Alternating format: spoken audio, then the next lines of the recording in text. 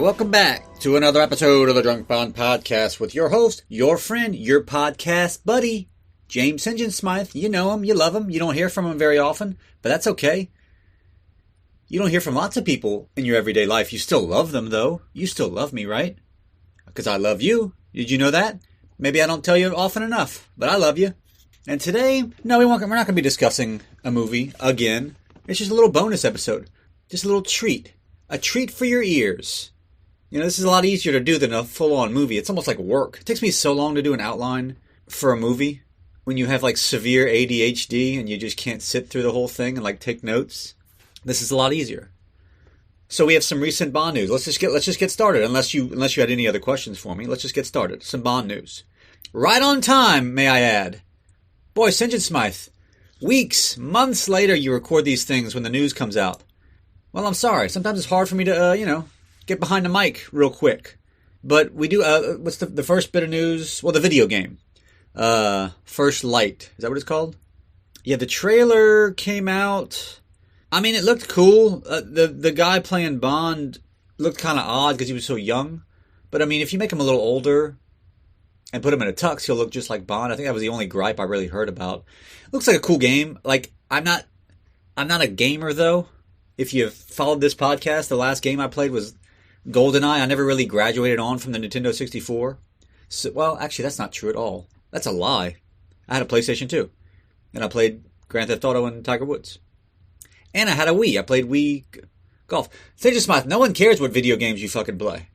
Alright, a little harsh, but okay. And I have a Switch my wife bought me. And I played Mario Odyssey. Along with GoldenEye weekly. So I'm probably not going to play this game because I don't even know what it's on. Xbox something? I have no idea how you even find it. It looked cool. Is that really my review of the whole trailer? It looked cool? Well, pretty much. I'm curious to see. That's one of those things I'm going to check out on YouTube, someone else playing it. And, that'll count as me playing it. That's about all I can expect from that. Oh, I'm sorry. Cocktail minute. I didn't even discuss it. Today I'm drinking a margarita. I went to a restaurant in New Orleans. It's called Acamaya. And it's a Mexican place. And I had some friends who went before. And they said, this is the best margarita I've ever had. And I was like, well, that's an odd. I mean, margarita's same shits. Tequila, lime, triple sec or Cointreau, whatever. How can it be the best ever? And they served it to me. Before I even took a sip, I was like, yeah, this is gonna be very good. And my first sip, I was like, it's the best margarita I've ever had. I was like, dude, you got to tell me, what's going on with this thing? It was, so simple and just, light. The ingredients, it was the first drink. It just said margarita, tequila, lime, salt. That was it. I said, I mean, you're putting some sort of sugar in here, right? He's like, yeah. I mean, and he showed me the tequila. Well, $55 later, I got a fifth of it at my local liquor store where everybody knows your name. And I can't remember the brand, actually. Something Spanish, something Mexican that I don't even know about. And I brought it home. I did a margarita for my wife. And that's not all I did for her. You know what I mean? And it wasn't that great. I added a little more simple syrup the next day. So it was, they don't do Cointreau or triple sec. It's just tequila. I think I did 3 ounces tequila the next day. Ounce of simple syrup, ounce of lime juice. Shook it in a cocktail shaker, poured it over ice. It was close. Not quite as good. It's never going to be as good. But very good. Shocking what happens when you use good tequila. So there you go. There's my cocktail minute. A margarita. It's simple, but it's very, very good. And that's about all I got. So sorry to interrupt Bond news. The other piece of Bond news, we have a director. That's the big one. How do you pronounce his name? I mean, the first time I heard it, I was like, it's Denis Villeneuve. But no, it's Denis Villeneuve. Écoute les mots et sacré bleu. I have no idea. I mean, when I heard someone pronounce it the quote correct way the first time, I was like, well, this person is just screwing with me. It sounded like Jennifer Lopez when she pronounces something Hispanic and she has a completely different voice. I was like, wait, say that again? Denis Villeneuve? Villeneuve? I don't know. So if you're counting at home, that's 2 straight directors we've had with names that are fun to say. Denis Villeneuve, and then the last one, who can forget? Cary Fukunaga. I say the name Cary Fukunaga daily. It's fun to say. Say it with me. Cary Fukunaga. And Denis Villeneuve. I don't know much about him. I have actually never seen the Dune movies. I mean, he's pretty well revered throughout the film-going public.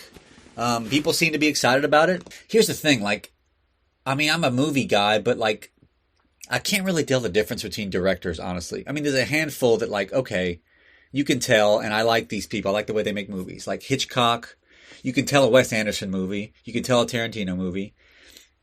Spielberg, I like the way he makes a movie. He puts fun at the forefront, especially in Schindler's List, right? Well, the other ones. Who else do I mean? Like Scorsese. But other than that, man, like it's kind of hard for me to tell the footprint of the director on each movie. So I kind of was indifferent when I heard. I was like, all right. I mean, was anyone excited about Cary Fukunaga? No, but like he's a very competent director. I guess in the past it was always up to Eon. Like it didn't matter who they had as director. The bottom line was Eon was going to call the shots. So you kind of didn't care who the director was. So when all these fans are like, I like a Terrence Young Bond movie, I like a Lewis Gilbert, I like a John Glenn, I'm like, I don't know what the hell y'all are talking about. I can't tell the difference between any of them. Maybe that says something about me. So I don't know. I'm excited.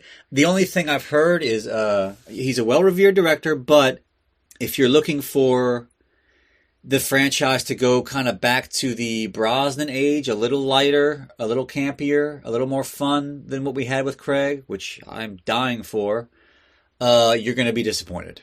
So I'm not thrilled about that. But I don't know. I mean, it's good that we're still attracting the best and brightest. I'm still just like very trepidatious, whatever that big word means, about the future with Amazon at the helm. I can't get out of my mind the don't let short-term people make long-term decisions. That's exactly what all this is. If it doesn't work out well for the director, for the producers, well, they move on to another job. The Broccoli's, they don't move on to another job. This is their life. This is their livelihood. This is what I do. I'm in it for life. I can't move on to the next job. So everything has to be top-notch, and that's why we had high-quality Bond films for 25 movies. So I'm still just kind of worried about how it's going to go, even if we do get some good, successful movies at first. I don't know. What was I talking about? Denis? Yeah, they got a very good director. I heard the Dune movies are great. Maybe I'll check them out. So yeah, all I can do in the meantime is just have fun pronouncing his name and just wait for some more news. I guess we'll get script and Bond actor next. I don't know which one would come first, but hopefully by the end of the year. I'm recording this in July. So there's my take on the new director. And what a take it was! Also, been marathoning all the Bond movies. I'm up to Octopussy. And I don't know, actually. Octopussy's kind of neck and neck with Spy Who Loved Me and Goldfinger right now. I don't know if it'll still be my number one like it was last time. Big surprises so far. You only live twice. I started listening to watching a guy analyze this, Mr. Bond. I don't know if I've talked about him on this podcast yet. It's taken me... I had one guy I watched on YouTube forever, Calvin Dyson. I just wasn't crazy about the other ones. The Bond Experience I started watching, and I like him. Not everything is for me. Like, I'm not a big on clothing and unboxing different brands and all that. But, like, about the movies, about fitness, about certain clothing or Blackwell Rum, whatever. I'm interested in a lot of it. I watch him, too. This guy, Analyze This, Mr. Bond, is my third, though. And very insightful, very good reviews. That's his favorite movie. And it kind of made me look at it in a different light. And I watched it, and I was like, shit, You Only Live Twice is kind of amazing. That's been the biggest surprise. The one that's kind of going down a bit more is Dr. No, I'm very sorry to say. Moonraker, I think, is going to go down a little bit. I didn't enjoy it as much as last time. Live and Let Die, thank God, is going up. I enjoyed it as much as I did when I was a kid. So that's going to be probably in the top 10 this time. So yeah, I'm excited. And you're thinking to yourself, well, gee, Sinjin Smythe, you just having a marathon just cuz? Just for funsies? Well, yes, but also it's in preparation for something. Now, the aforementioned The Bond Experience with David Zaritsky. Do you like stories? Do you have time for a quick story? There's a bunch of fans out there. I guess they call it like the Bond community, whatever you want to call it. And The Bond Experience, David Zaritsky, he'll host like a fan event once a year. I think it's called Gather All. And it started like at a New Jersey bar or something like that, or a bar or wherever. And it's kind of grown, and now it's like a full weekend. And they do it every year, and it's gotten bigger and bigger and bigger. And meanwhile, I went to GoldenEye in 2023. I just missed them. Him and a bunch of friends. It wasn't like an actual gather-all, but him and a bunch of friends went right before I did. So I was like, son of a bitch. That'd be really cool to go hang out with some Bond fans. I would love that. And then every time they'd have these gather-alls, I'm like, kind of a daydream. I'm like, that'd be fun to hang out with Bond fans, but when am I ever going to cross paths with these people? So fast forward to a couple months ago, he posts a video saying the gather-all this year is at GoldenEye in Jamaica. So I was like, motherfucker, in September. So I showed my wife. I was like, you gotta be kidding me. They're going to GoldenEye again in September. We're just going to miss them. Because if you're a long-time listener, you'll know I'm going in February for my 40th birthday. And my wife said, are you going to go? And I said, well, no. And she said, why? I was like, because we're going in February. And she said, so? It's your favorite place. Why wouldn't you go? You've always wanted to hang out with other Bond fans. I said, I don't know anyone. I don't know these people. I mean, I've seen their videos and stuff, but I don't know who they are. And she said, well, so? Who cares? Who cares? You're good at making friends. Who cares? You should go. And I was like, sweetheart, I appreciate it, but we have a 6-month-old and a 2.5-year-old. Now's not the time to go jet setting whenever I feel like it. And she said, we have sitters. They're in school. Basically saying, I was coming up with all the reasons not to go. She was coming up with all the reasons to go. And she said, if you don't want to go, if you don't go, cool. But like, it's not because you had stuff here holding you back. It's because you're deciding not to go. So I talked to my sister later about it. And she's like, why wouldn't you go to that? So long story short, I booked this fucking thing. That's right. I'm going to GoldenEye in September with I don't know how many fans. I have no idea who's going to this thing. But I'm going by myself. I'm not even going with my wife. So no safety net. I mean, I'm comfortable being by myself. It comes from years of being single. I have no problem going to a bar or restaurant by myself. I'm cool. But in those scenarios, I just sit at a bar and take in the scenery. I don't care. I don't need to talk to anybody. With this, I can't just sit at a bar and just wait for the party to come to me. I have to like get out there and like make friends like I'm in 7th grade. So it's going to be very interesting to see how this goes. But lucky for you, the loyal listener, you get to hear all about it. And they at least know each other. Like they're either friends or they know each other through social media, their page. They don't know me from Adam. And I'm going for 4 days to hang out with a bunch of strangers. This is the craziest, dumbest, I think best thing I've ever done in my life. I wake up every day and I'm like either excited, like, wow, this is going to be great, or I'm thinking, oh my God, what have I done? Why did I book this? What the fuck am I going to do? What am I going to talk to these people about? I don't know them, but I'm going. The more and more, can Sinjin Smythe get real with you for a second? The more and more I thought about it, I was like, you know what? I think this trip's kind of important. Not important for me to meet Bond fans. It'll be cool to meet Bond fans, but it almost felt like, how shall I put this? Saying yes to life, saying yes to living, which I used to be able to do all the time for everything. In my 20s and 30s, it's all I did. I just said, yes, let's go here, let's go there. Never stopped. Because I knew at some point I'd be approaching 40 with a wife and kids, presumably. And I wouldn't be able to do all that. So let's get it all out of our way now. I'm single, I'm young, I got some money. Let's have fun. And I was right, because I can't quite do everything I used to do. And I'm cool with that. I got it all out of my system. But this was an opportunity to say yes to something crazy. It's like the social equivalent of like a bucket of ice water to the face. That's what this is going to be like. This is insane. It kind of doesn't feel real. I don't think it'll feel real until I get there. But I'll watch these guys on Instagram, YouTube, and I'm like, wait, I'm actually going to be hanging out with some of these people who don't know me. So I don't know. Best case, I hit it off with these people. Worst case, they don't like me, which is very likely. And I'm just at GoldenEye for 4 days by myself, which isn't so bad. It was not so bad. Side story on It Was Not So Bad. My brother-in-law went to this Holocaust museum, and there was an actual former Nazi there, a German woman. And they were talking about the Holocaust, and he overheard her at the very end saying, "It was not so bad." Well, anyway, that's where that quote's from.